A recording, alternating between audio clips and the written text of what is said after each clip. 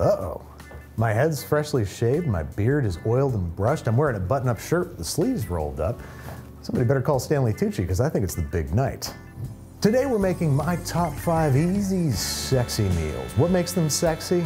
Don't worry about it. Little secret ingredient. Little secret ingredient. No, that's not. No. What makes these dishes sexy? They come together pretty quickly and easily, so you get to cook in front of your partner and show off your shit. They're delicious, but they're light. They're really pretty plated up. They're red, most of them, right? That's pretty hot. Like a hard dick. A heart. So they're really sexy.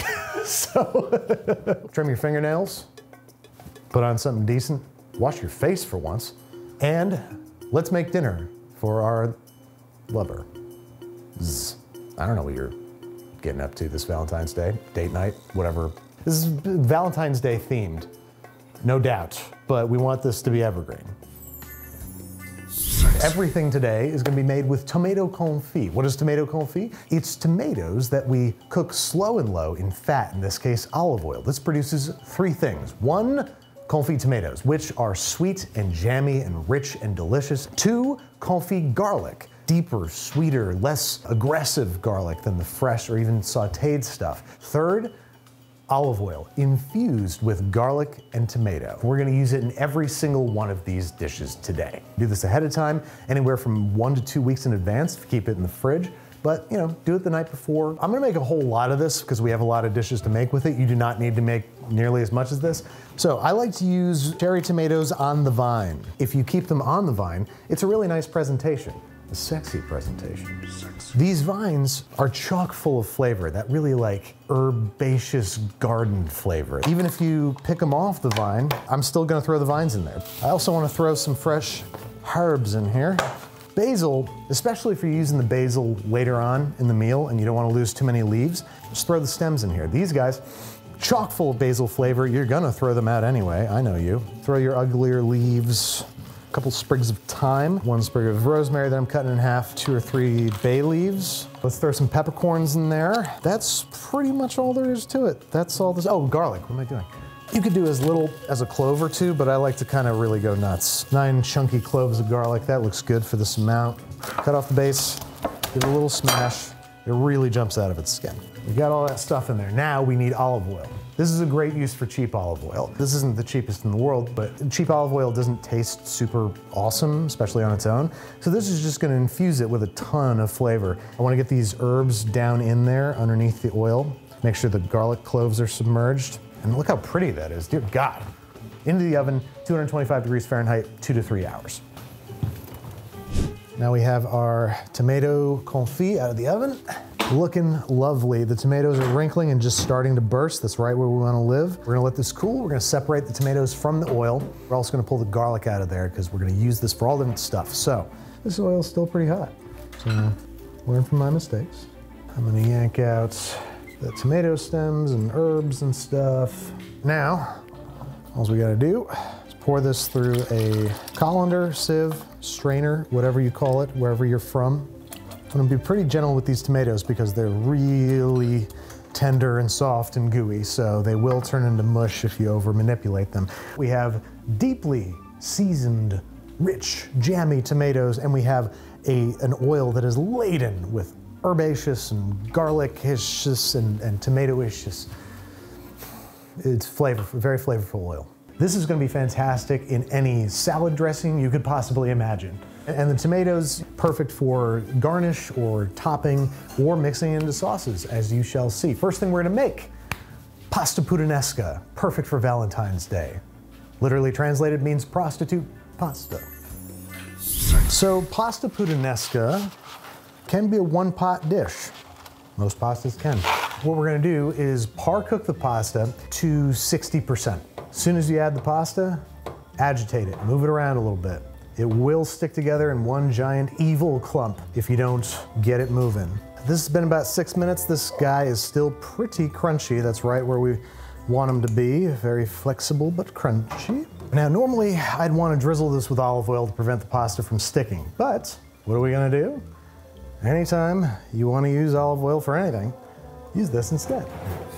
So this is going to deeply flavor the pasta as well as prevent it from sticking.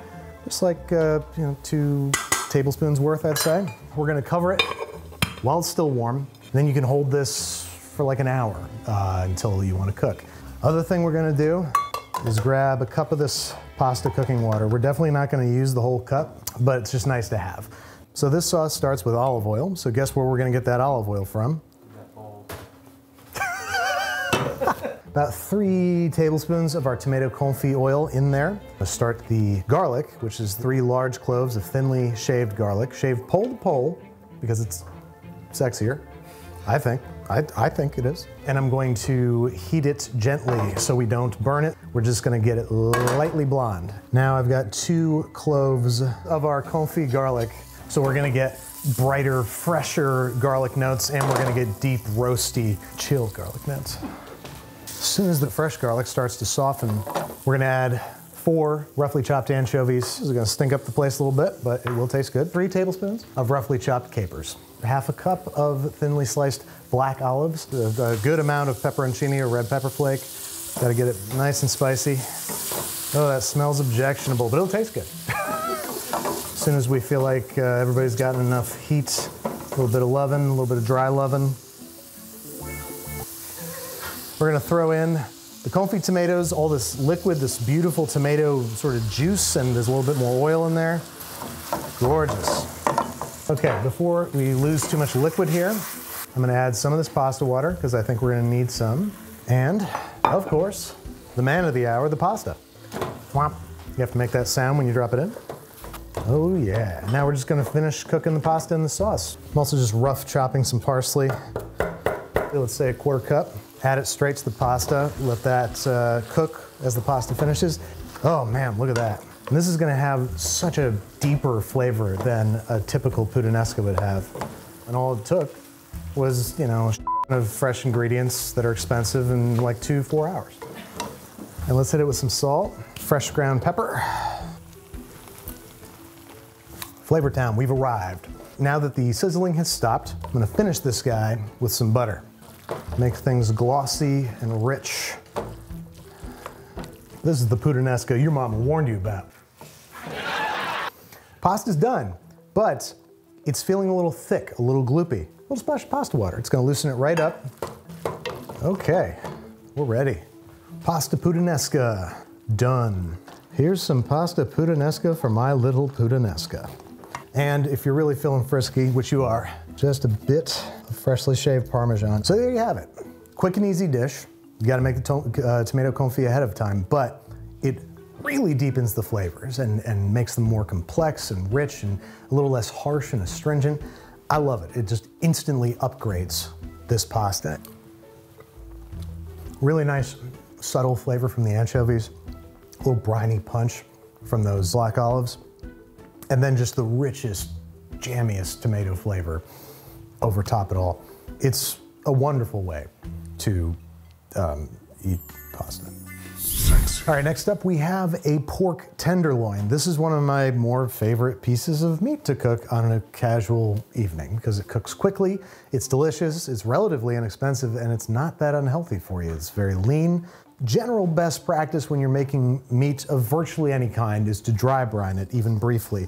Lightly season with salt and pepper, let it sit at room temperature for anywhere from ½ hour to an hour, or in the fridge for up to 4 hours, or wrap it in plastic wrap, keep it in there overnight.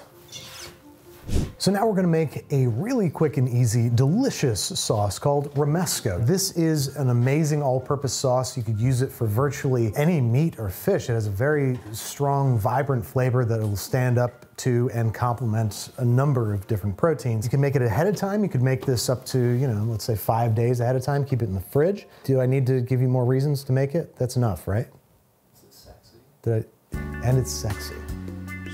Who cares about those other ones? So the base for romesco is roasted red peppers. You can definitely use the stuff from the jar, but they tend to have a little bit of a tang to them, like a pickly kind of vibe.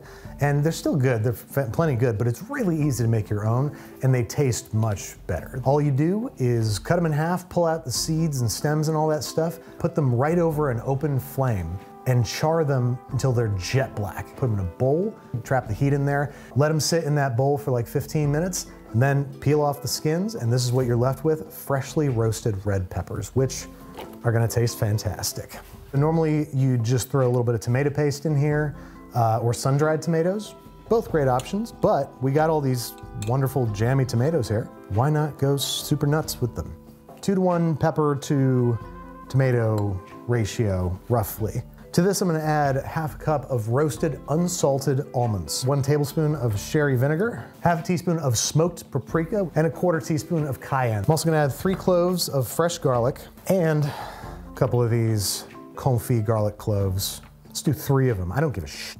So now we're gonna give this a rough chop. We wanna get it down into not quite a paste, but just like a pebbly kind of mixture. More after this. Oh, shit.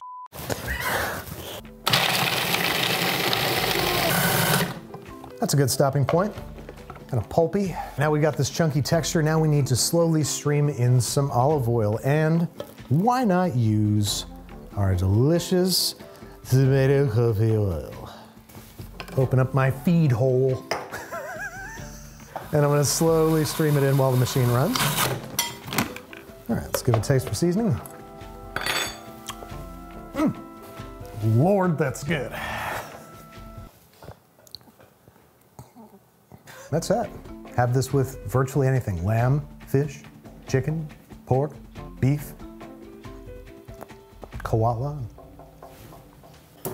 So my pork tenderloin, I'm gonna pan roast it, and my pan's not quite big enough. So I'm gonna cut this guy in half. No harm, no foul. We wanna get our pan nice and preheated. It's lightly lubricated with a little bit of vegetable oil. We're just going to lay our pork tenderloin pieces in there. I'm rubbing them around a little bit to coat them in oil. Put them down there and let them sit for like 2 minutes over medium-high heat until they get a nice brown crust. Because we're cooking on non-stick with this one, don't be afraid to move them around. Let them get different kinds of heat from different places, like traveling abroad when you're young, so that they get a nice golden brown crust like that one. Beautiful. These are headed into a preheated 275 to 300 degree Fahrenheit oven, where they're gonna more slowly come up to temp, finish roasting. Pork loin, buck 42 at its thickest point. It's gonna come up 10 degrees out of the oven. That's right where I like it. It's gonna come up to 155. As it rests, all those muscle fibers are contracted. We need them to relax so they don't squeeze all the juice out of the meat. So let that rest for 10 minutes before carving and serving. I'm going to throw down a fair amount of our romesco. You can't really have too much of this stuff. Then I've got a very simple fennel and apple salad with some dill, some fennel fronds, very nice light, crisp offset to this riche pork. And the pork is cooked beautifully, just slightly rosy. Exactly where you want to live. A little bit of parsley, maybe a little bit extra salt, ground pepper, a little bit more of our tomato oil. And there you have it, pork tenderloin with romesco sauce, tomato oil, and a fennel apple salad. Pork is super juicy. Simple, but lots and lots of layers of flavor. You got richness, you've got some acidity, and then you've got the pork underneath, just porking it up. You're not gonna have any trouble getting up to some jumping jacks after this meal, if you know what I mean. Do you know what I mean? Jumping jacks. Jumping jacks, yep. All right, it's time to raise the stakes. Just like with the pork, we're also gonna salt the steaks. Also, you might notice that I have a perfectly normal, lovely looking filet mignon here, and this freak. At first we were like, let's just make the one, but I was like, no. I'm making this one out of spite. I wanna show the butcher that they can't get to me. We're at war, the butcher and I. Salting these guys lightly, letting them sit at room temp or in the fridge for a little while until they're sexy. So for the steak, we're gonna make a simpler condiment, one that requires no machine at all, unless you have one you want to use it, in which case it's way easier. We're gonna make a simple chimichurri. Normally this involves cilantro. I don't like cilantro, so I'm gonna use parsley, perfectly fine. Oh, look at how finely chopped that is. We have our parsley, we have 1 clove, finely chopped garlic. Because we've got it, and because why not, I'm going to chop up a couple of our confit cloves of garlic, half a tablespoon of chopped fresh oregano, 2 tablespoons of red wine vinegar. I'm just gonna top it up with a ton of my tomato oil. You want a pretty high ratio of oil to vinegar. So that's like 2 tablespoons of vinegar. You probably want 6 tablespoons of oil. We need some salt and pepper as well.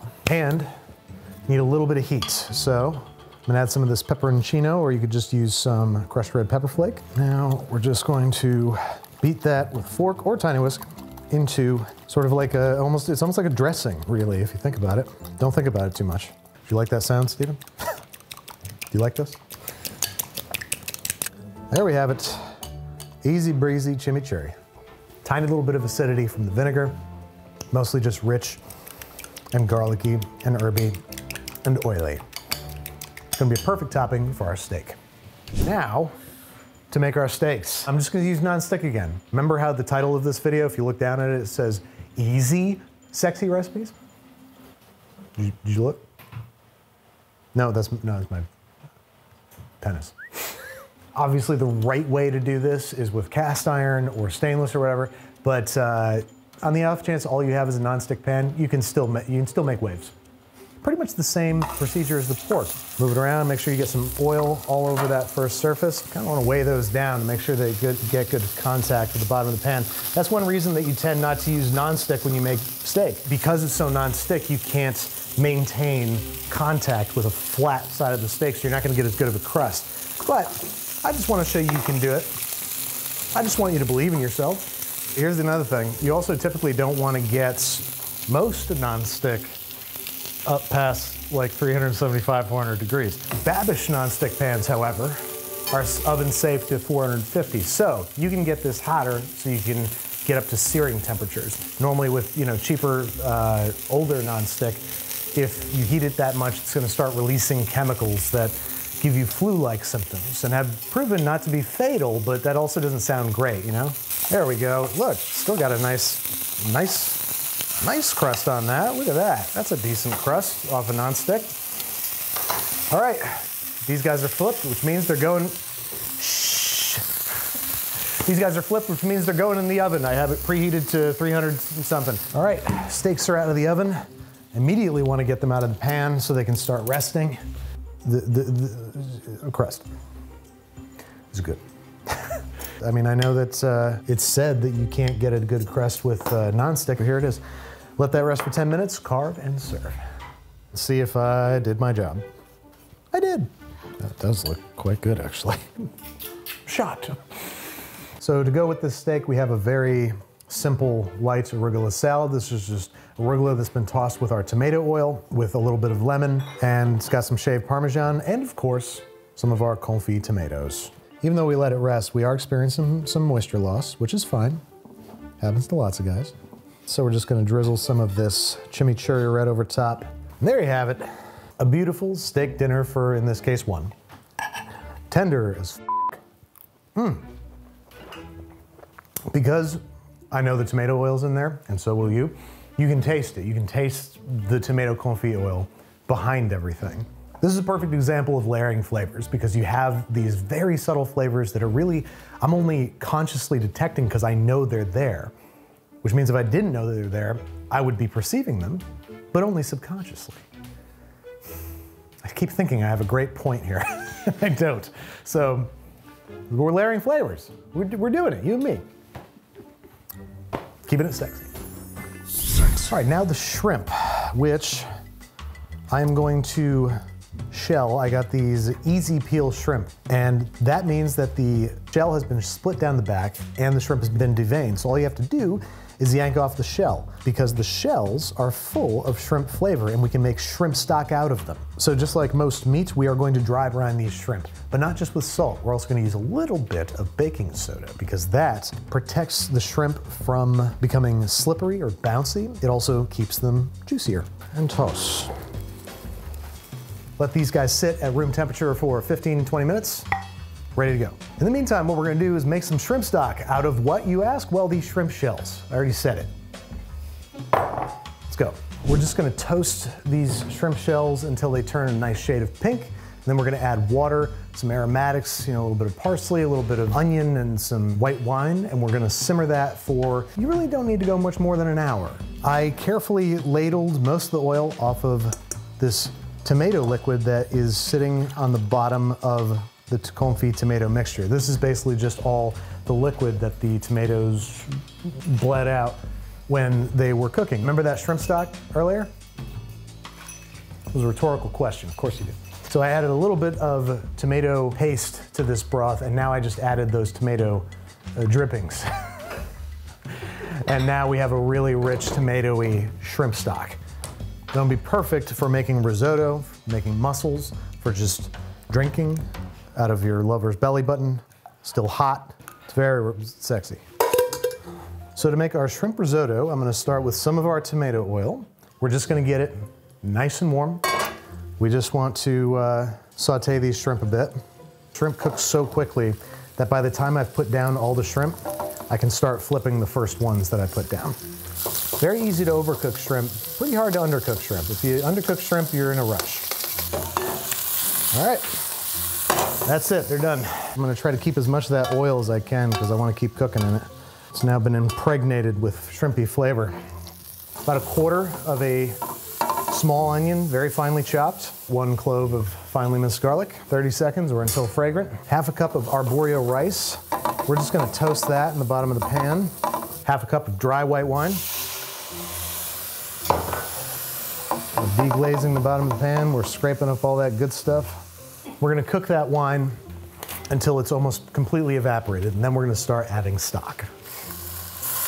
2 ladlefuls, and then just 1 ladleful at a time. You only add it when you're mixing it around. If you can pull your paddle through like this and leave a visible trail, that's when you add the next. And you wanna keep it generally moving, but if you just manage to stir it, you know, once every 30 seconds, it's probably gonna be just fine. So now, if I run my spatula along the bottom, you can see it's leaving a trail that stays for quite a bit, which means we're ready for the next single ladleful, which we are keeping in the saucepan over here, not quite simmering, but keeping it hot. You want it hot when it's going in the pan, so that way, when you add it, you're not slowing down the simmering too much. Okay, this guy's been cooking for about 20 minutes. It's plopping real nice. Hear that plop? That's the plop. That's the plop of my dreams. Risotto should have a little bit of bite to it, like an al dente pasta. That's right about where we want to live. I'm gonna kill the heat. I'm gonna start with 1 tablespoon of butter. And we're also going to add a healthy, or rather unhealthy, amount of grated Parmesan cheese. I'm gonna go like a 1/2 cup's worth. I'm gonna add some of our nice jammy tomatoes. Probably 1/2 cup's worth of confit tomatoes. Add those right in. Oh, isn't that nice looking? I'm also gonna add our shrimp in. I don't think it's gonna be advantageous to put them on top, and I wanna finish cooking them through. Now, a 1/4 cup of basil, a pinch of parsley, hit it with a little bit of seasoning. Let's see where that takes it. There you have it, seafood confit tomato risotto. By seafood, I mean shrimp only. A bit more Parmigiano Reggiano. Let's get it nice. Let's make it sexy. You have to make it sexy. Oh, so nice. So fresh. So clean. And more than anything else, it's sexy. You know what I'm talking about, Steve. Sexy. Nothing's sexier than bread. Especially bread you made yourself. We're gonna make the easiest bread in the world. This is a technique pioneered by Jim Leahy over at New York Times. This is no-knead bread, and it is exactly what it sounds like. It's bread that you do not need to knead. The only thing you need to do is make it the day before, because this bread's flavor and, more importantly, its gluten development comes from time. So we're starting with 430 grams of bread flour, 1 teaspoon of active dry yeast. So I'm gonna do 1 teaspoon of kosher salt. You wanna make sure that the yeast and the salt are evenly incorporated throughout the flour. Now all we gotta do is add 345 grams of room temperature, lukewarm, doesn't really matter, water, just not hot. This is a pretty high hydration dough. It's going to be sticky and gooey. Fear not. Patron Saint Valentine's got your back. If love be with us, who could be against us? Actually, it's if God be with us, which is really the essence of war crime throughout history, is if God be with us, who could be against us? We gotta kill those motherfuckers. Anyway, we're mixing this together. We're mixing this until there's no dry flour. That's really it. So here's our rough dough. This now just needs to be covered and sit for 12 to 24 hours. That's the easiest bread in the entire freaking world, and nothing's sexier than not as much effort. After that time, you'll see that it has turned into an ectoplasmic goo, and this is a good thing, believe it or not. Shaping is relatively simple. It can be a little scary if you're scared of gooey things. It's gonna be real sticky, don't worry. You didn't screw up. We're going to just sort of pick it up at the edges and fold it towards the center, 3, 4, 5 times. I did a lot more than 3 or 4 times, so maybe like a dozen times. Just sort of keep picking it up and tucking it towards the center. Pick it up, flip it over, and drop it, without it sticking too much. Uh-oh. That's where things can get a little hairy. Drop it onto our floured parchment and dust it over top. So we want to let this proof for 45 minutes to an hour, not quite double in size, grow by about 50%. So now at this point, while the loaf is rising, we're going to heat our oven to 450 degrees Fahrenheit and place a Dutch oven with the lid on in that preheating oven. That's going to go for 45 minutes an hour. We want it to be ripping hot. That way that's going to help oven spring the bread. In about 45 minutes, let's take a look. Aha! I'm gonna score it. You don't have to do this, but I'm gonna score it just like so. Pick up the bread, drop it in. And then I have a spray bottle full of plain old water. I'm just gonna spritz the hell out of it. Now that's creating a steamy, hot environment, the same that you'd get in a steam-injected oven in a bakery. So hopefully that's gonna give us a better crust. Now this is headed back into the oven for 30 minutes. Oh man. Look, don't look at me, look at this. Uncovered it after 30 minutes in the oven, then let it go for another 15. 205, that's a good target temp. You can just take it out. You don't need to stand on ceremony. Oh, it feels fantastic. Look at that. That was 0 effort. How much effort did I put into that, Steve? You saw. 0. 0, I didn't do anything. So now we're gonna let this cool completely. I'd say at least 2 hours, ideally 4, because if you cut into it too early, you're gonna ruin the texture. Haha, look at that. Look at that boule. You like that boule? Look at me. Fresh, homemade baked by you. The lucky recipient of sex. So I'm gonna slice this up and we're gonna serve it with our mussels. Whew, starting to lose it. Luckily, you're only gonna have to do one of these 5 things, not all 5. Unless, I don't know, it's your entertaining 5 lovers. This is 2025, it's the year of the fipple. To make this mussel, what do you call this? To make mussels, we've sauteed our shallots a little bit. Don't want them to brown or get crispy or anything. Now I'm gonna add these 2 cloves of garlic that's thinly sliced. We're just gonna saute that for a little bit. We already made our broth pretty tomatoey, but I want this to be a very tomatoey broth. Before we add any liquid, I'm going to add like about 2 tablespoons of tomato paste, and that's gonna get things really nice and tomatoey for us. Now I'm gonna deglaze this pan with, that's about a ½ cup dry white wine. And I've got the rest of our tomato broth here. If you did the tomato paste trick, you can just use chicken broth if you want, but if you happen to have some of that shrimp stock that you made and put in the freezer.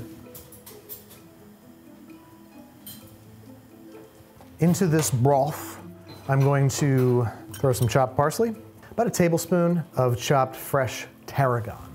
Tomato, tarragon, and seafood. That's a throuple I want to be a part of. So we're just gonna simmer this. I just want to let the flavors get to know each other, bring down the harshness of the garlic and the shallots a little bit. So the mussels, you want to discard any mussels that are open. Now this could be just a mussel that's relaxed a little bit. Let its guard down. To find out, give it a little knock and let it sit for a couple minutes. And if it closes back up, it's alive. Oh, look at that.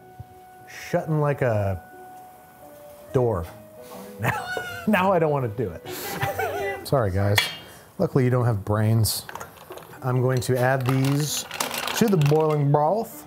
Give them a little shaky poo to get them all down in there. Make sure that everybody's evenly exposed. While these guys finish up cooking, I'm gonna toss in the rest of our confit tomatoes. Let's get those down into the broth. There we go. Now those will show up as delightful little surprises as we eat our mussels. Cover it up, and these guys are gonna simmer for 3 to 7 minutes. I'm gonna go for 5. Okay, mussels are done. Looking fun. Now scoop them out without a doubt. And then we're gonna eat them before we delete them out of our butts. Just a beautiful freaking pot of mussels. I'm gonna grab all these lovely shallots and garlic and just kind of sprinkle those over top.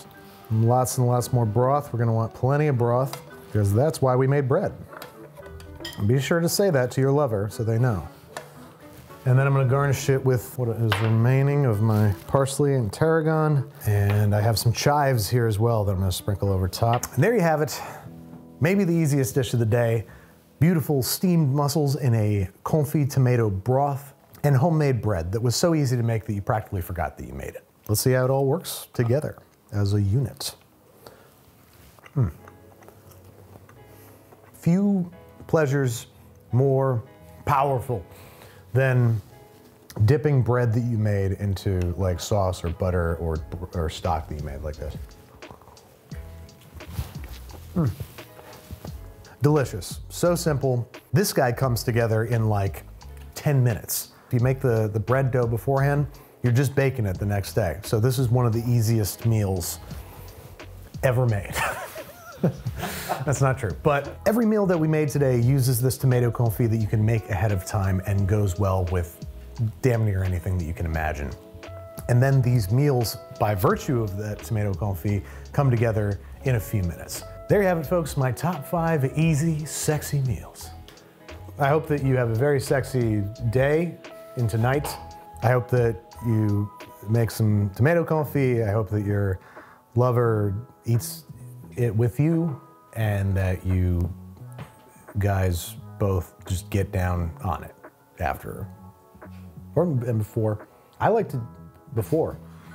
So then you just chill, you know? Can't think of a sign-off line. Keep it safe, double bag it. If you do it in a swimming pool, you can't get pregnant. Happy Valentine's date night to you.